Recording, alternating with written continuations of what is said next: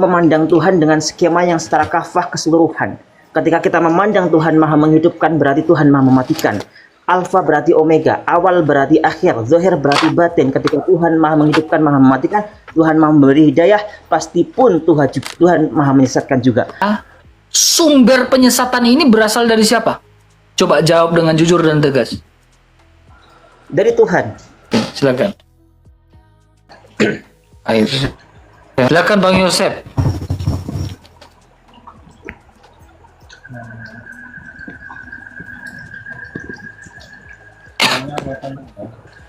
Ya, halo, selamat malam Bang Badrul. Silakan dengan Bro Joseph.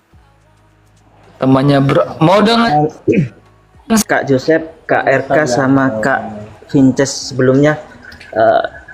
Salam, lama nggak jumpa. PR-nya saya waktu itu sudah ketemu belum? Tentang Ishak dan Ismail.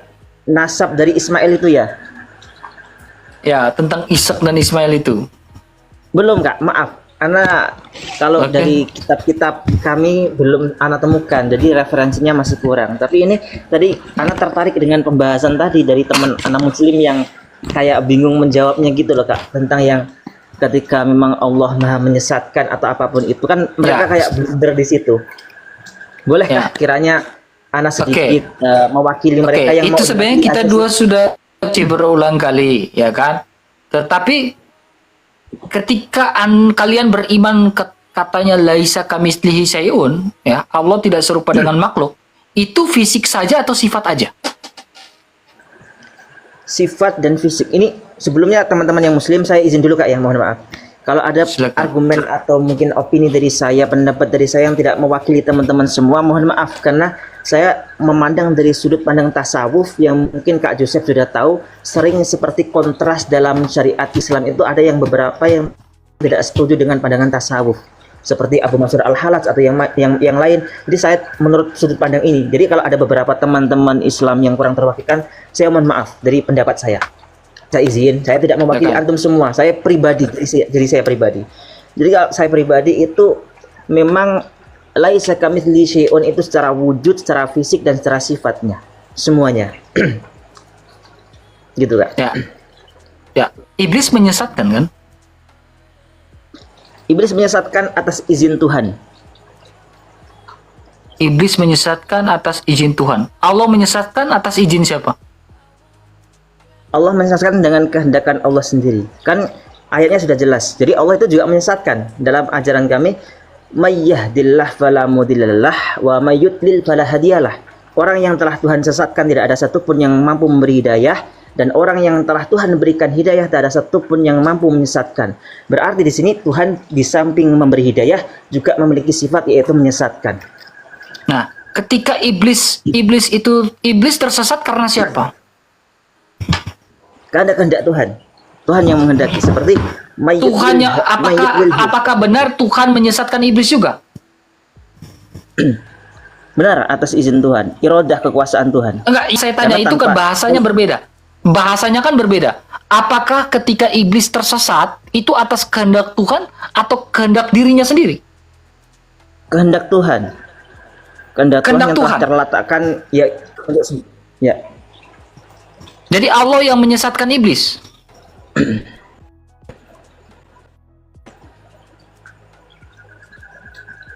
Kok nge-lag? Apakah Allah yang menyesatkan iblis?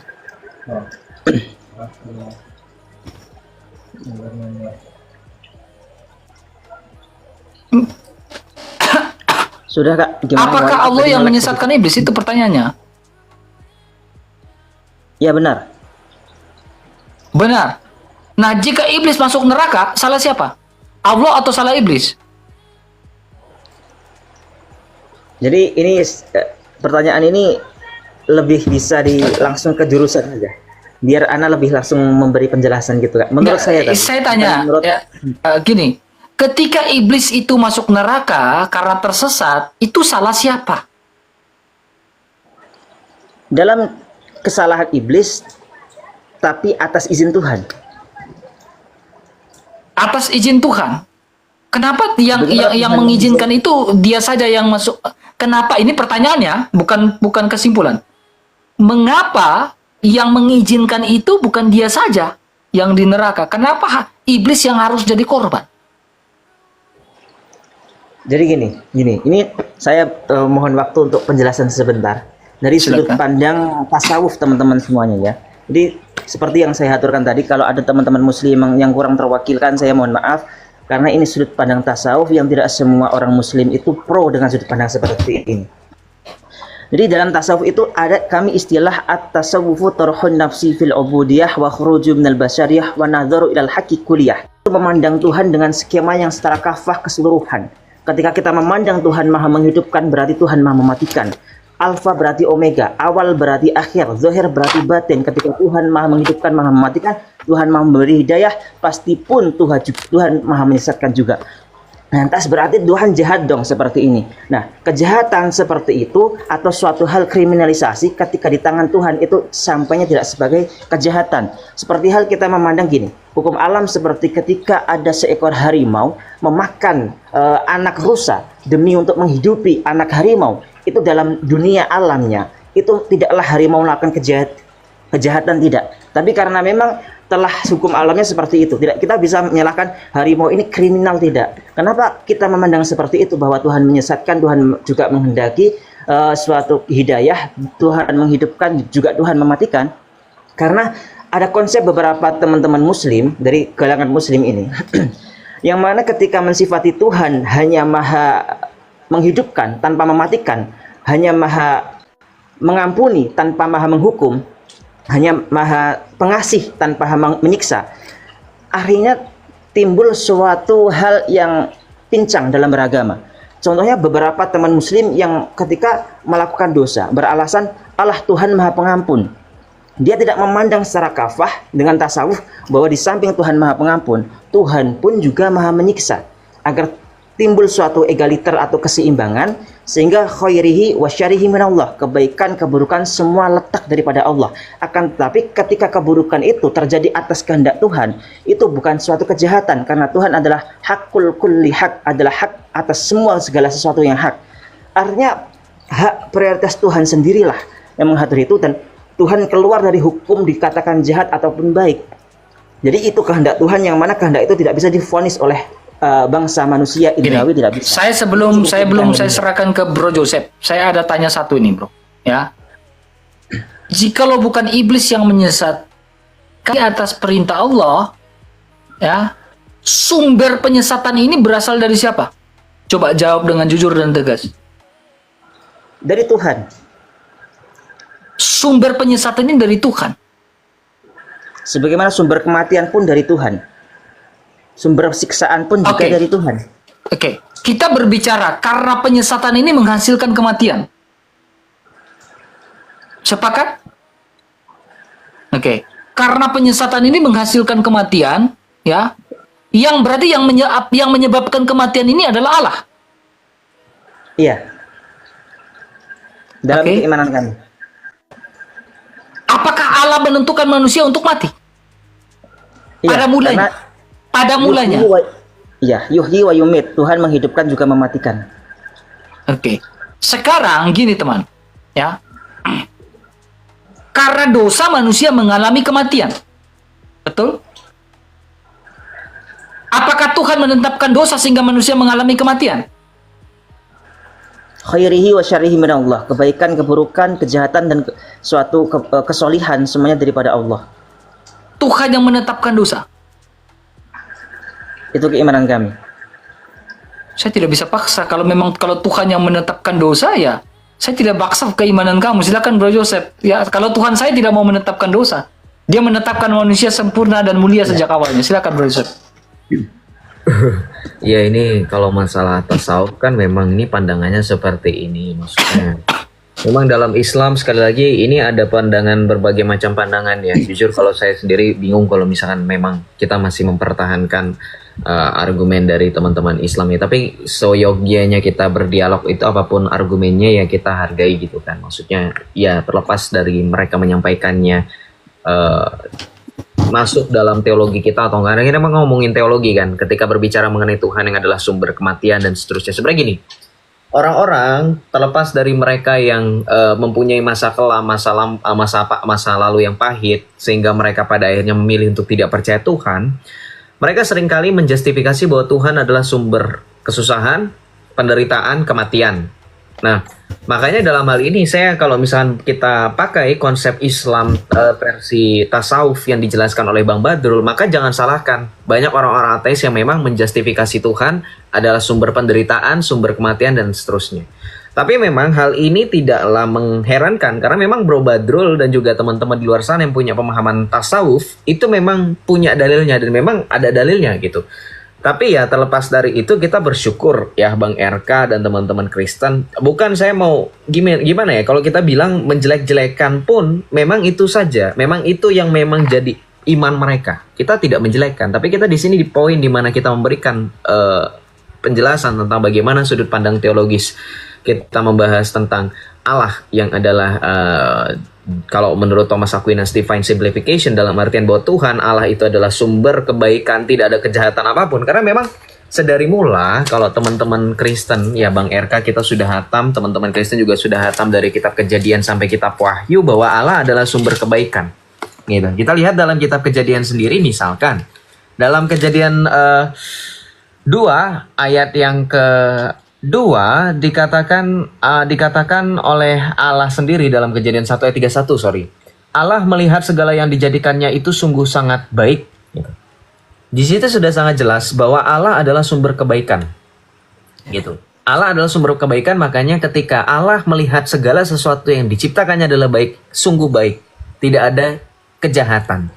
Maka ketika Islam datang, ketika mohon maaf ini terlepas dari tasawuf atau tidaknya tasawuf atau ketidaktasawufannya Bro Badrul dan teman-teman Islam, orang-orang yang tidak berpemahaman tasawuf pun paham bagaimana di dalam Islam Allah berfirman bahwa bahkan Dia sendiri yang menciptakan segala sesuatu termasuk kejahatan, gitu, termasuk kesesatan.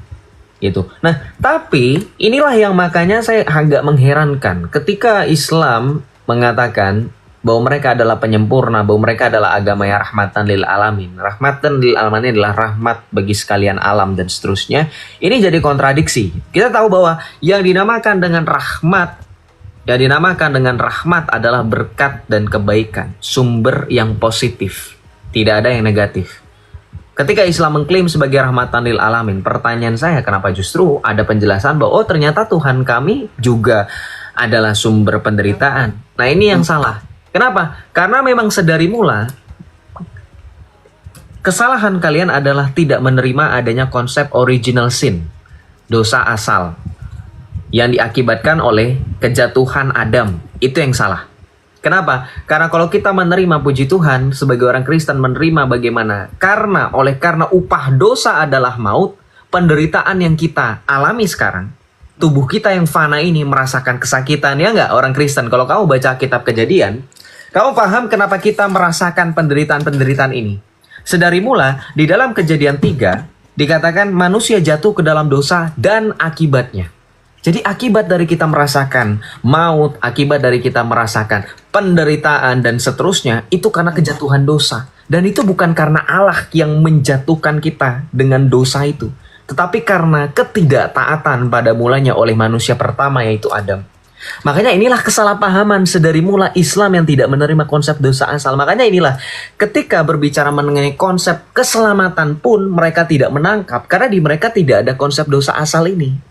Tidak ada original sin, dampak dari kejatuhan dosa ini. Makanya mereka tidak nangkap ketika Yesus datang sebagai anak domba Allah yang tidak bercacat dan tidak bercela, yang menggenapi kitab-kitab nubuatan para nabi, yang memberikan dirinya sendiri, akurah roti hidup, barang siapa memakan dagingku dan meminum darahku, ia akan mempunyai hidup yang kekal. Mereka tidak mengerti ini.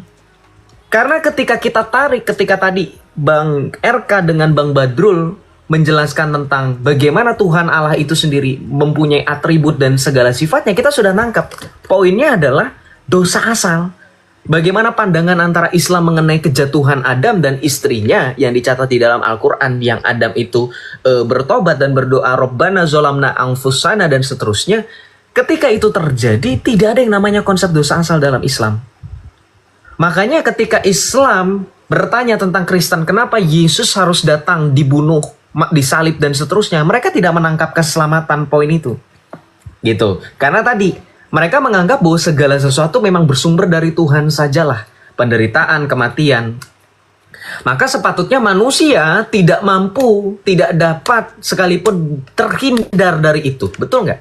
Makanya ketika manusia sudah ditetapkan sejak semula, misalkan saya Joseph, ketika saya pernah memberikan kesaksian, saya dihadapkan dengan ustadz yang memberikan pertanyaan, apa alasan kamu murtad? Saya langsung simpel jawab dengan pemahaman Islam. Bukankah di dalam Islam ada qada dan qadar? Bukankah seperti Bang RK yang tampilkan ayat, Allah menghendaki siapa yang ia sesatkan? Jangan salahkan saya, salahkan Allah. Kan begitu. Saya tidak mungkin murtad kalau bukan karena takdir. Kalau bukan karena adanya konsep telah ditetapkan sejak semula bahwa saya akan sesat dan mengalami penyesatan. Karena memang ada sumbernya. Itu yang terjadi. Jadi bukannya kita mengalami kasih Tuhan, kita menyalahkan Tuhan atas segala sesuatu. Dan itulah yang tidak mengherankan terjadi kepada saudara-saudari kita di luar sana yang ateis. Yang memilih untuk tidak percaya Tuhan. Karena menurut mereka, Tuhan telah mengakibatkan bencana. Tuhan telah mengakibatkan orang-orang di luar sana kesusahan. Itu makanya konsep yang keliru. Mohon maaf dalam hal ini. Makanya dalam hal ini ketika berbicara mengenai konsep keadilan, Yesus sendiri mengatakan bagaimana adilnya Allah itu ketika berbicara mengenai atribut itu ada di dalam Matius 5 ayat 25. Kita baca. Matius 5 ayat 45, sorry ya bukan 25. Matius 5 ayat 45. Dengan demikian kamu menjadi anak-anak Bapamu yang di sorga, sebab perhatikan, Ia menerbitkan mataharinya bagi orang yang jahat maupun orang yang baik, dan menurunkan hujan bagi orang yang benar maupun orang yang tidak benar. Apabila kamu mengasihi orang yang mengasihi kamu, apakah upahmu? Bukankah pemungut cukai juga berbuat demikian? Karena itu, haruslah kamu sempurna sama seperti Bapamu yang di surga sempurna. Maka dalam konsep atribut Tuhan, saya suka membaca bagaimana Thomas Aquinas, Santo Agustinus, dan para bapak-bapak gereja tetap menekankan kasih keadilan Allah itu tidak ada sama sekali berkaitan dengan ketidakadilannya dengan orang-orang fasik, atau kita sebut dalam bahasa Inggris infidel, orang kafir. Bahkan sekalipun Yesus mengajarkan orang-orang kafir, orang-orang jahil, orang-orang yang tidak mengikuti kehendak Yesus untuk percaya kepadanya, Yesus bilang Bapa tetap menerbitkan matahari bagi orang tersebut. Hujan tetap diturunkan oleh Allah Bapa yang di sorga kepada orang yang tidak menerima misi keselamatan Yesus. Itulah harusnya atribut Allah, atribut Tuhan. Nah, maka pertanyaan begini. Ketika Nabi Muhammad datang sebagai Khatamul Anbiya, penutup para nabi. Ini kan di dalam Islam konsepnya, ya kita nggak usah lah kembali lagi ke diskusi. Banyak kok orang-orang yang memang berkeyakinan Yesus adalah Nabi Isa alaihi salam. Anggaplah yang berbicara ini Isa, yang tadi saya bacakan Matius. Ketika Isa memberitahukan tentang Allah yang maha adil, Allah yang baik hati, Allah yang maha rahim, Allah yang murah hati. Kenapa justru Nabi Muhammad yang menerima wahyu, yang datang dari ilah dan Tuhan yang sama, justru sebaliknya? Loh iya, karena Isa yang kita kenal, sekali lagi ya, ini skenarionya kalau sama, tokoh atau oknumnya. Kalau sama, Yesus itu tidak pernah mengatakan Allah Bapa menyesatkan orang-orang. Justru kalau kamu baca, bahkan Paulus berani mengatakan dalam 1 Timotius 2 ayat 3 sampai dengan 4. Dikatakan apa? Inilah yang berkenan di hadapan Allah, Tuhan Bapa kita, yaitu yang menghendaki supaya setiap orang diselamatkan dan memperoleh pengetahuan akan kebenaran. Jadi ingat ya, kodok dan kodar kalau memang disamakan dengan konsep Islam, 1 Timotius 2 ayat 3 sampai dengan 4. Ketetapan Allah sejak semula adalah supaya manusia mengalami keselamatan. Semua tanpa terkecuali. 1 Timotius 2 ayat 3 sampai dengan 4. Itu yang membedakan bagaimana Tuhan di dalam Islam dengan Kristen itu beda. Bagaimana Tuhan mengasihi dan Islam. Oh, jangan bilang saya lama. Tadi saya dengerin Bang RK sama Bang Badrul saling diskusi, kalian tidak ada yang protes kok sama saya. Saya full dalil, kalian malah ngoceh-ngoceh sendiri. Kenapa? Ini dalilnya full loh. Saya pakai dalil loh. Coba sekarang saya tanya, ketika di dalam keyakinan orang-orang tasawuf, di dalam Al-Quran ada tertulis bahwa Allah sedekat urat nadi. Ketika terjadi yang namanya orang-orang mengalami penderitaan, orang-orang yang mengalami penganiayaan, bahkan saudara-saudari kita yang mengalami penindasan, di manakah Allah yang sedekat urat nadi itu? Silahkan dijawab. Coba biarkan dia jawab dulu, bro. Silakan, Bang Badrul, silakan. Saya sebenarnya ada banyak diskusi yang saya ingin diskusikan. Silakan. Saya menangkap dua pertanyaan dari Kak Joseph. Yang pertama tentang kenapa Islam punya konteks pengertian Tuhan yang juga menyesatkan. Artinya seperti tadi dalam sudut pandang tasawuf, ya yahdi wa yadlil, juga Tuhan memberi hidayah juga menyesatkan. Karena satu, ini yang pertama. Yang kedua kan kenapa ketika Tuhan sedekat urat nadi, lantas di manakah Tuhan ketika ada cobaan atau suatu kemalangan nasib tertimpa hambanya? Apakah Tuhan juga menyiksa hambanya? Dua pertanyaan yang saya tangkap. Jadi saya menanggapi yang pertama. Ini mohon maaf teman-teman yang Islam kalau yang tidak setuju dengan saya sudah berangkat dari awal ini dari pandangan tasawuf yang tidak semua umat muslim itu menyetujui.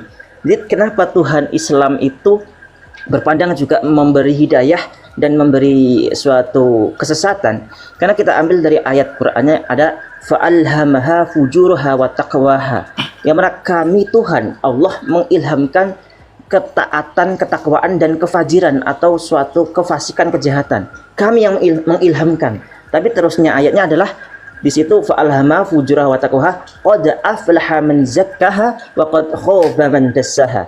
Beruntung bagi orang yang mensucikannya dan rugi bagi orang yang mengotorinya. Berarti kami walaupun sudah khairihi wa syarihi minallah, kebaikan dan keburukan semua takdir ada di tangan Allah, antara hidayah ataupun penyesatan ada di tangan Allah. Tapi di situ di dalil ayatnya jelas bahwa Allah masih memberi kemampuan ikhtiari. Dalam ulama kami menyebutnya itu ikhtiari atau pilihan. Artinya agar kita tersesat ataupun mendapat petunjuk itu ada ikhtiar, usaha daripada hamba itu sendiri, yang mana nanti akan menentukan sebetapa itu. Mungkin ada kodar seperti yang namanya mu'alak dan mubram. Mu'alak itu yang tergantung usaha kita, mubram yang sudah vonis dari Tuhan tidak bisa kita elakkan atau kita berubah lagi. Nah seperti hidayah itu pun jatuhnya yang mu'alak, ikhtiar kita. Karena jelas tadi beruntung bagi orang yang membersihkannya. Berarti kan kalau kita ditakdirkan sebagai orang yang tersesat, tapi kalau kita seperti ikut kajian, mungkin ikut suatu majelis atau seperti suatu perkataan-perkataan yang baik, nasihat-nasihat yang baik, tentunya itu membersihkan hati kita daripada ketersesatan itu. Dan itu akan membuat Allah, karena Allah maha mampu atas segala sesuatu. Jadi di dalam tasawuf gini Kak ya, ini mohon maaf, ini dalam tasawuf. Di dalam tasawuf itu kalau kita mengatakan bahwa Tuhan tidak menyesatkan, Tuhan tidak membunuh atau tidak mematikan, berarti kita membatasi kekuatan Tuhan. Lantas yang membunuh siapa? Pertanyaannya di situ, ditanya seperti itu. Yang membunuh yaitu karena dosa atau karena iblis misalkan, karena setan. Berarti setan memiliki kekuasaan yang mampu untuk menyeimbangi Tuhan. Ya tidak, lantas bagaimana? Maka dari itu dalam tasawuf dikatakan setan itu yang mampu membunuh, menyesatkan, tapi atas izin Tuhan. Bagaimanapun Tuhan maha kuasa atas segala sesuatu, bahkan penyesatan itu pun tidak akan terlaksana tanpa izin Tuhan. Lantas berarti Tuhan menyesatkan, iya, Tuhan membunuh, iya, tapi itu untuk keseimbangan sifat Tuhan yang maha mulia tiada daya, yang mana Tuhan itu punya hak yang tidak bisa digoyahkan oleh siapapun. Ketika Tuhan berkehendak pun Tuhan, walaupun itu menyesatkan umat, walaupun itu menerakakan hambanya, itu bukan kejahatan bagi Tuhan. Sebagaimana kita melihat harimau makan kelinci, itu bukan kejahatan karena alamnya seperti itu, tugasnya seperti itu. Kalau harimau tidak makan, maka anaknya yang akan mati. Kita tidak menyalahkan dengan opini yang sekecil itu. Maka dari itu Tuhan yang memiliki semesta ini pun juga keluar dari hukum dikatakan jahat ataupun baik. Memang Tuhan maha atas segala sesuatu. Seperti pengambilan tasawuf dari Ibnu Sina.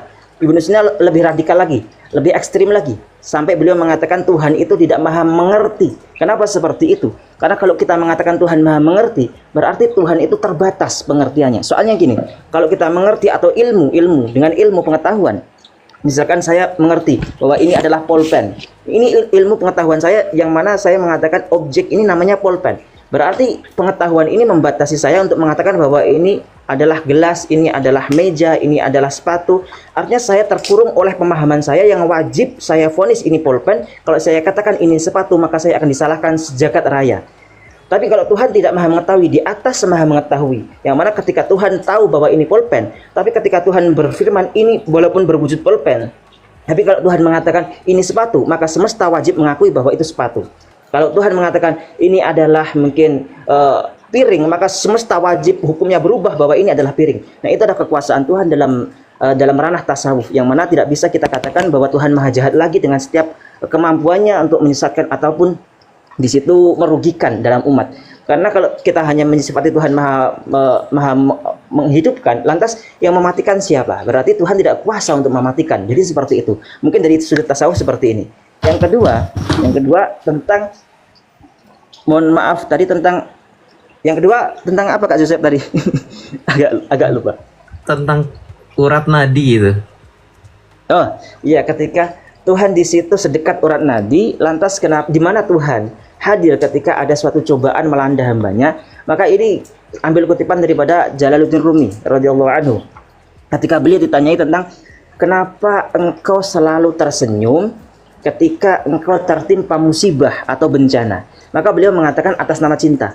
Jadi sini jawaban beliau sederhana sekali. Saya melihat bukan cobaannya, tapi saya melihat zat yang mencoba aku itu memang karena cinta kepadaku. Artinya, idza ahabballahu qauman ibtalahum. Dalam kepercayaan kami seperti itu. Ketika Tuhan mencintai seorang hambanya, maka Tuhan mengundang cintanya tersebut dengan cobaan.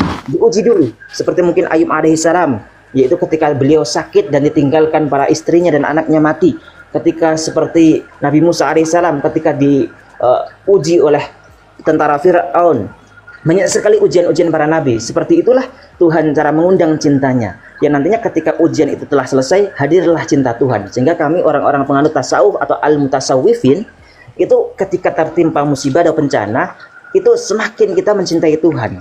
Kita lekatkan hati Tuhan karena ini adalah undangan Tuhan. Yang mana sebentar lagi akan terketok pintu cinta Tuhan hadir kepada kita. Setelah malam pasti akan siang, tapi kalau siang pasti kita akan menghadapi malam. Yang artinya ketika kita sedih berarti satu kemungkinan yaitu kita akan bahagia. Tapi kalau kita bahagia, satu kemungkinan kita akan sedih. Artinya seperti itu. Jadi bagi penganut tasawuf, ketika sedih itu malah bahagia. Ketika tertimpa musibah berarti kita akan mendapatkan anugerah. Inna ma'al usri yusra, inna ma'al usri yusra. Di balik musibah ke bencana ada suatu kemudahan. Sabar Bang Yosep ya. Saya potong bentar. Itu, Kak. Saya terjangkau, terasa apa sedikit ya. Gini teman, ini kita bicara nih ya.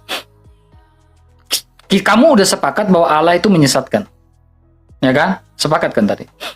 Nah, sekarang gini, jika Allah Anda itu menyesatkan, ya, yang menjadi saya berpikir adalah ketika di ataman itu, ya, kenapa Allah tidak memberikan satu pohon saja? Kenapa harus ada dua pohon?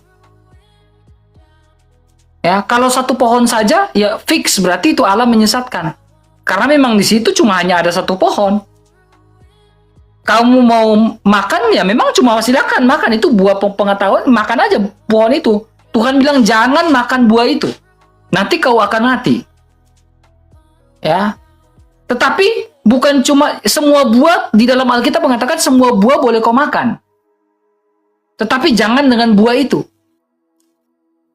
Nangkep Pak? Logikanya adalah ketika Tuhan menyesatkan, berarti Tuhan hanya menetapkan satu pohon.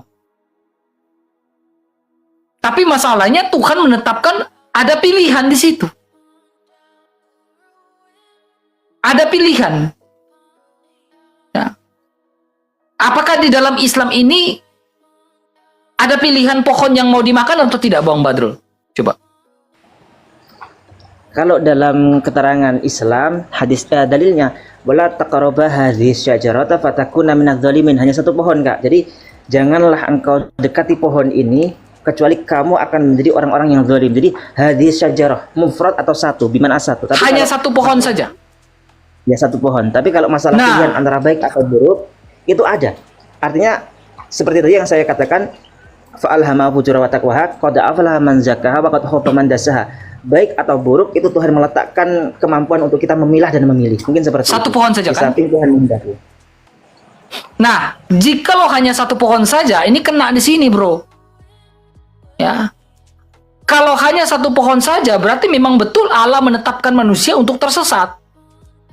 Karena dalam kemahatakwaannya Allah, Allah tentu tahu bahwa dia akan tersesat. Dan dalam kemahatakwan Allah, apakah Allah tidak menciptakan manusia itu ya mempunyai kehendak bebas? Kalau Allah menciptakan manusia mempunyai kehendak bebas, berarti manusia bisa memilih. Berarti bukan salah manusia. Ya, nangkep gak? Kalau Allah menetapkan dua pohon di situ, berarti bukan salahnya Allah. Karena Allah membiarkan kamu untuk memilih. Tetapi di situ menurut Anda itu hanya satu pohon saja. Berarti apakah Allah benar-benar sengaja ingin menyesatkan dia tanpa memperhitungkan kehendak bebasnya? Manusia yang mempunyai free will. Logika ini logika sederhana loh teman. Kalau hanya satu pohon berarti fix Allah menyesatkan. Sengaja Allah menyesatkan. Tetapi kalau ada dua pohon berarti ada pilihan. Nah, sehingga ada muncul pertanyaan lagi di balik argumentasi ini. Pertanyaannya adalah, ya, apakah manusia diciptakan sama seperti robot yang sudah diinstal Windows 10, teng langsung kena? Ya, kamu sudah disesatkan. Karena saya hanya menciptakan satu pohon. Kalau dua pohon berarti manusia memiliki pilihan. Tapi masalahnya cuma satu pohon saja. Nah, sekarang yang salah siapa? Allahnya atau manusianya? Kalau saya bilang yang salah Allahnya. Karena Alkitab mencatat dua pilihan di situ. Nah, berarti manusia dikasih pilihan. Mau memilih Allah atau mau menentang Allah. Yang menjadi persoalannya adalah, saya nggak turunkan ya. Yang menjadi persoalkannya adalah, nah ini siapa yang Allah menetapkan hanya memilih satu ini aja, membuat satu pohon sehingga manusia tidak ada pilihan. Dan pohon yang ditetapkan itu adalah pohon yang dilarang makan.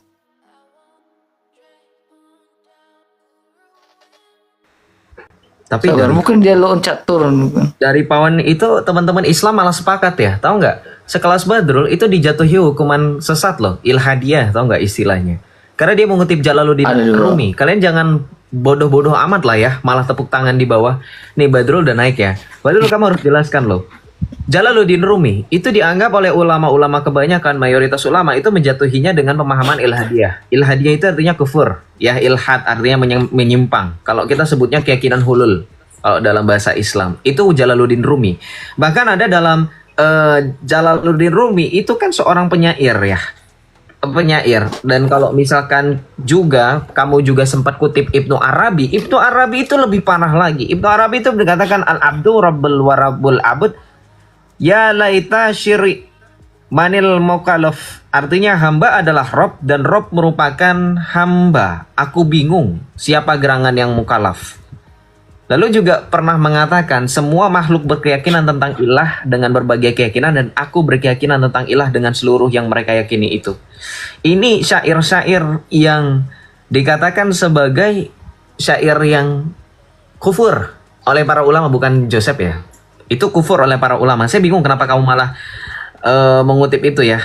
Mengutip pandangan dari Wahdatul Wujudnya Ibnu Arabi atau bahkan Jalaluddin Rumi. Karena kita ingat ya, di dalam kekristenan ingat ya, Kolose 2 ayat 8 dikatakan apa? Hati-hatilah supaya jangan ada yang menawan kamu dengan filsafatnya yang kosong dan palsu menurut ajaran turun-temurun dan roh-roh dunia tetapi tidak menurut Kristus. Ini termasuk filsafat kosong. Kenapa? Gini, Wahdatul Wujudnya Ibnu Arabi dan juga Jalaluddin Rumi, ini yang mereka contek dari pemahaman Kristen, betul nggak? Nanti nyambung-nyambung Nur Muhammad lagi nih, mentok-mentoknya. Tapi nggak mau bahas itu, pusing. Ini masalah tentang, tadi saya sempat mau kritik ya penjelasan kamu mengenai surah Asy-Syam. Ingat ya, surah Asy-Syam itu tentang jadi lupa asbabun nuzulnya. Asy-Syam itu kalau kamu baca di ayat ke-11 itu tentang kaum Samud. Makanya kadzdzaba samudu bitaqwaha. Ya, itu ada. Jadi jangan berpikiran bahwa ketika berbicara mengenai fa'alhamaha fujuraha wa taqwaha, ketika dikatakan Allah menghilangkan kepada jiwa itu kefasikan dan ketakwaannya, kemudian kamu kutip ayat berikutnya qad aflaha man zakkaha, sehingga seolah-olah ada orang-orang yang kemudian memilih untuk mensucikan atau mengotorinya, itu bukan konsep seolah-olah manusia diberikan kebebasan memilih dalam Islam. Karena ingat, itu nanti bertentangan. Coba kamu buka surah A'raf ayat 39. Di situ dikatakan apa? Surah A'raf ayat 39. Yamhullahu Ma yasha'u wa yuthbit wa indahu umul kitab. Allah, perhatikan, Allah menghapus dan menetapkan apa yang dia kehendaki, di sisinya lah terdapat umul kitab, yaitu lahul mahfuz. Pertanyaan saya, kamu tadi sempat mention takdir mubram, takdir mu'alak. Ini yang juga pernah saya mention pada saat kesaksian, bahwa ustadz tersebut memang juga sama seperti kamu. Ada takdir yang bisa diubah dan takdir tidak bisa diubah. Sekali lagi, ini berkontradiksi dengan surah A'rad ayat 39. Masalahnya di situ tertulis apa? Allah menghapus dan menetapkan apa yang dia kehendaki. Pertanyaan saya, ketika di dalam surah A'rad ayat 39 Tuhanmu berfirman bahwa dia menghapus dan menetapkan apa yang dikehendaki, kemudian kamu bilang bahwa manusia bisa merubah itu, berarti Tuhanmu bukan benar-benar Tuhan, terlepas dari atribut yang dalam sisi tasawuf dijelaskan oleh kamu bahwa Tuhan tidak mungkin terbatas. Masalahnya ketika Tuhan bisa diintervensi keputusannya, lebih-lebih parah dari mahkamah atau dari konstitusi kita, ternyata Tuhanmu bisa diintervensi dengan mengatakan bahwa kita bisa merubah nasib kita. Masalahnya sekali lagi dalam surah A'rad ayat 39, hanya kehendak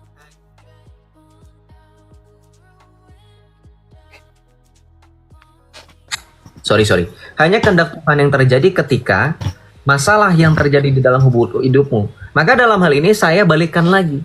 Saya tanya kejujuran kamu. Ketika ada takdir yang bisa diubah, ketika ada definisi pembedaan takdir mubram dan takdir mu'alak, berarti pada akhirnya tetap biiznillah atau tidak. Betul nggak?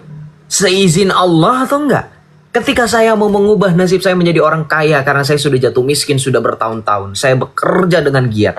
Kalau tidak biiznillah, kalau tidak di dalam surah A'rad ayat 39 Allah menetapkan dan menghapus yang ia kehendaki. Kalau tidak biiznillah, bedanya apa? Lingkaran setan coy, tetap aja sama. Biiznillah juga, ketetapan juga. Karena apa? Karena hadis riwayat Muslim nomor 2369 kalau saya tidak salah, itu dikatakan apa? Sorry, 2653 hadis riwayat Sahih Muslim. Itu dikatakan apa? Allah menciptakan atau mencatat takdir setiap makhluk sebelum 50.000 tahun penciptaan langit dan bumi. Perhatikan, 50.000 tahun Tuhan mau menciptakan, sebelum menciptakan langit dan bumi udah ditetapkan. Pertanyaan saya, ketika penjelasan Islam selama ini, oh bisa kok diubah, oh bisa kok kita berikhtiar, bertawakal, berarti Tuhanmu itu gampang diintervensi. Apa bedanya dengan ABG labil? Ngerti? Apa bedanya dengan saya yang baru umur 20-an, orang bilang kesini hayu, bilang kesono hayu? Bedanya apa dengan ABG labil? Itu satu loh, kalau kamu pakai pemahaman tasawuf pun itu kena. Makanya saya bilang tadi, mau pakai tasawuf atau tidak, ini pemahaman Islam yang umum. Mengenai yang berikutnya, kamu juga bilang bahwa ketika berbicara mengenai kepenguasaan Allah, kamu ibaratkan dengan analogi singa makan kelinci atau macan makan kelinci ya. Bro, ini Tuhan loh, bukan hewan pemangsa karnivora yang memang naturnya seperti itu. Ngerti nggak? Yang memang naturnya memang seperti itu. Kalau kamu menggunakan analogi macan makan kelinci, tidak akan pernah kamu temukan macan makan rumput karena memang sudah naturnya. Justru analogi itu yang membatasi kekuasaan Tuhan, karena tidak akan pernah ada cerita macan makan rumput. Analogi Tuhan harusnya ketika kamu memberikan analogi, macan bisa kok tanpa makan kelinci karena bisa dia makan semuanya. Tanpa ada kelinci di dunia pun macan bisa makan rumput misalkan. Itu artinya tidak terbatas, unlimited. Saya masih bisa makan apapun. Ini blunder. Makanya ketika terjadi tadi kamu bilang macan makan kelinci itu adalah bentuk kepenguasaan Tuhan bisa melakukan itu tidak gitu. Itu satu. Itu yang kedua. Yang ketiga, ini poin yang ketiga sebenarnya agak bikin saya geram ya. Ketika kamu tadi bukan geram maksudnya kesel benci enggak, tapi lebih ke aneh gitu ya, bikin saya mikir dan garuk-garuk kepala. Ketika berbicara mengenai tasawuf, sekali lagi teman-teman Islam jangan ada yang berbangga. Ini tasawuf itu termasuk level orang-orang yang sudah siap dikafirkan oleh orang-orang yang berpegang pada Al-Quran dan As-Sunnah. Sekali lagi saya udah bilang ya. Sorry ya Badrul ya. Karena Badrul pun udah bilang tadi. Karena memang pandangan tasawuf ini pandangan yang anti mainstream gitu. Badrul udah jujur, tapi teman-teman yang Islam nggak denger, nggak paham. pemahaman tasawuf itu lebih serempet-serempet dengan pemahaman filsafat, filsuf Yunani, bahkan ada tercampur baur dengan pemahaman ajaran Zoroaster, Konfusianisme, dan juga kekristenan. Makanya tadi Badrul sempat mention keseimbangan. Ingat loh, balance, keseimbangan itu ada di Confucianism. Itu yang dimaksud dengan yin and yang. How come Islam mengenal keseimbangan ketika kalian sendiri mengatakan bahwa keseimbangan itu ada di dalam yin and yang. Ini udah dibilang, ini tasawuf ini mau nyampur loh. Kalian malah terima, malah hore-hore, Badrul hebat, Badrul hebat. Bukan saya maksudnya mau merendahkan. Enggak, tapi maksud saya tetap dikaji gitu. Ya, itu dikaji. Nah, contoh begini ya. Ketika berkaitan dengan dalil wahdatul wujudnya dari dari Ibnul Arabi atau dari Jalaluddin Rumi, itu kan mereka menggunakan filsafat yang mereka itu mengatakan bahwa Allah itu sedekat makhluk dan seterusnya. Itu kan pemahaman kita, orang Kristen, yang mereka katakan sebagai filsafat. Loh iya, kenapa? Ketika kita berpemahaman Allah berdiam di dalam Yesus karena Yesus adalah firman Allah, makanya di dalam Yohanes 1:14 firman itu telah menjadi daging dan diam di antara kita.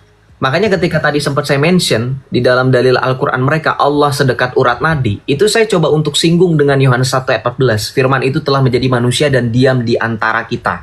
Diam di antara kita itulah hubungan yang lebih dekat daripada urat nadi. Karena bahkan begini, kalau Badrul mau jujur juga menjelaskan kepada teman-teman nanti ya silahkan. Sedekat urat nadi ini tidak semuanya dipahami dengan pemahaman yang sama seperti Badrul. Maksudnya sedekat urat nadi bukan berarti esensi Allah hadir, kan bukan? Bisa jadi rahmat Allah sedekat itu, rahmatnya. Maksud saya inilah tafsir-tafsir Islam yang begitu banyak. Beda dengan kami. Loh, silakan tanya sama orang-orang Protestan, orang Katolik, orang Ortodoks yang sekalipun mereka kita berbeda ajaran yang bukan doktrinal ya. Ketika kita memahami Yohanes 1:14, kita mengenali bahwa Yesus adalah firman Allah yang sudah pernah hadir di tengah-tengah kita. Gitu loh. Ya. Sorry itu saya, ini poin-poin dari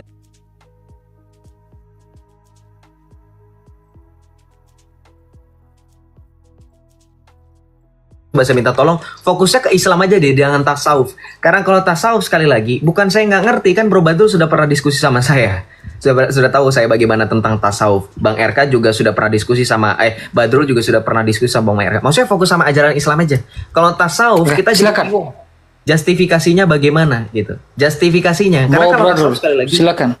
Beda filsafat, beda pengajarannya, entar filsafat, entar kekristenan, entar campur lagi gitu ya. Coba fokus Islam deh. Bro Badrul. Ditegesin lagi masalah takdir ya, kodo dan kodar.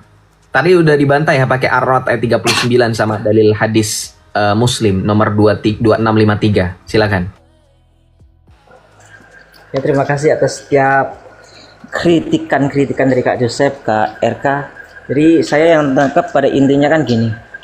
Ketika tadi dari Kak RK dulu, dari ketika Adam memakan buah khuldi dan hanya satu pohon, berarti itu Tuhan memang menciptakan Adam untuk tersesat gitu kan.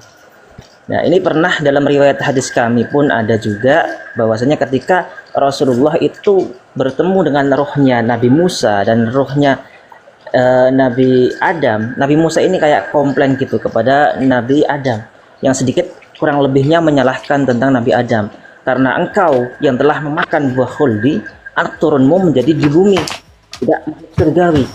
Jadi karena dosa yang telah engkau lakukan, menyalahkan seolah-olah memvonis kesalahan itu pada Abul Anam atau ayahnya manusia, yaitu Adam alaihissalam. Dari sinilah Musa mengatakan seperti ini.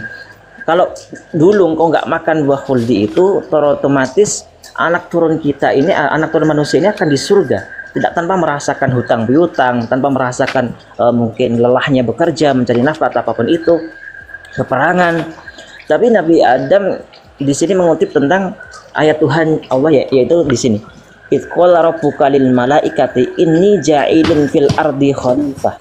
Katakanlah wahai Muhammad kepada mereka, ceritakanlah tentang di mana ketika Tuhan mengatakan atau berfirman kepada para malaikat, ini ja'ilun fil ardi khalifah.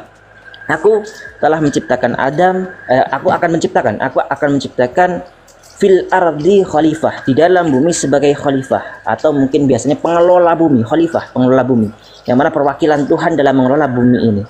Berarti Adam walaupun diciptakan di surgawi, akan tapi Tuhan mengatur skema agar Adam turun dari surga untuk sementara menjadi khalifatu fil ardi, untuk mengelola muka bumi ini. Karena dalam keyakinan umat muslim, bumi ini sebelum dikelola oleh manusia, sebelumnya sudah dikelola oleh makhluk bangsa jin. Ada banul jan, banul ban, itu ada riwayat yang seperti itu.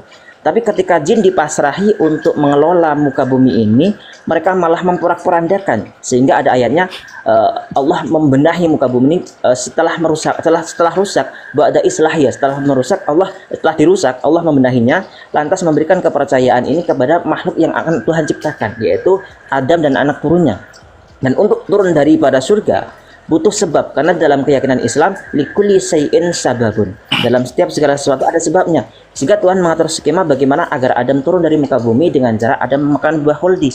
Lagi pula dengan memakan buah khuldi ini terjadi turun di muka bumi, dan ini tidak hanya tempat hukuman tapi juga tempat ikhtiar kita, ya baluwakum ayyukum ahsanu amala, untuk menguji di antara kita yang memang beriman dengan Tuhan itu siapa, yang memang meyakini tentang akhirat itu siapa, yang memang tetap menggunakan sifat-sifat surgawi Adam itu siapa. Itu untuk mengujinya di muka bumi ini. Jadi tidak hanya ujian, tapi tidak hanya hukuman, tapi juga ujian di antara kita semua. Juga Nabi Adam mengutip kepada Nabi Musa seperti ini. Lagi pula Musa, kalau misalkan aku nggak makan buah khuldi, semua manusia akan di surga. Kalau di surga tidak ada kejahatan. Kalau tidak ada kejahatan, maka tidak ada nabi diutus. Maka engkau tidak akan menjadi manusia istimewa. Kenapa engkau menjadi rasul? Kenapa engkau menjadi nabi? Karena kita di muka bumi adanya suatu perkara musibah atau adanya suatu kemaksiatan sehingga Tuhan mengutus utusan. Dari sinilah Nabi Musa terdiam. Oh benar, memang skema Allah itu terbaik. Sehingga memang adanya rasul, adanya utusan memang karena adanya penyesatan seperti itu. Tuhan menciptakan kejahatan untuk dinetralkan kebaikan. Dalam Islam Tuhan itu menciptakan zulumati wan nur. Badrul, sorry. Ini hadis mana yang kamu baca? Saya baca hadisnya, saya sudah hafal di luar kepala, nggak ada memberikan hujah seperti itu. Ini hujah Adam yang mana? Hadis Adam yang mana? Adam mengatakan bahwa karena manusia sudah sesat sehingga nabi-nabi diutus. Ini hujah yang mana nih? Saya tahu loh hadisnya. Adam hanya memberikan hujah itu kepada Musa dengan mengatakan, wahai Musa, Allah juga telah memilihmu dengan kalamnya, membuat catatan wahyu dengan tangannya. Tetapi mengapa engkau menyalahkanku atas perkara yang telah ditetapkannya untukku 40 tahun sebelum menciptakanku? Kamu tidak jujur.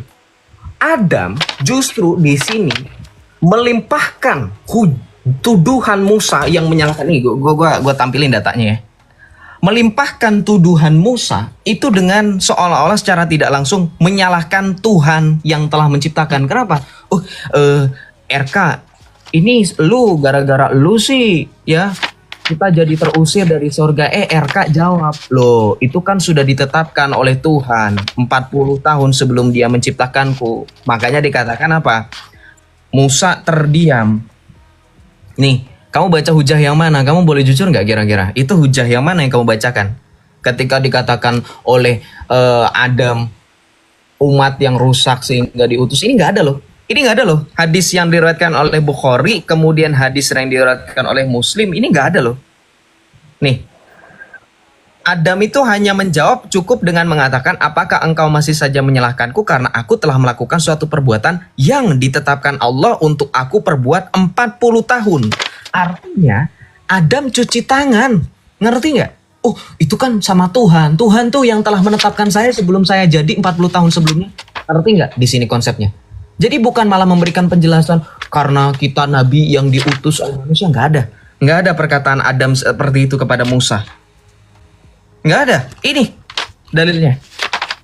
Nih. Tidak ada. Oh kalau tidak percaya ini dari mana ini? Dari Sirah Nabawiyah yang dikutip oleh Nahdlatul Ulama. Ini dari mana? Saya masalahnya tadi ketika mendengarkan, saya coba catat, saya coba simak, saya ingat-ingat hadisnya, saya coba bantuan dengan Google ya. Kalau Google ya, ternyata memang betul tidak ada seperti narasi yang kamu ucapkan itu. Bahwa Adam berdebat.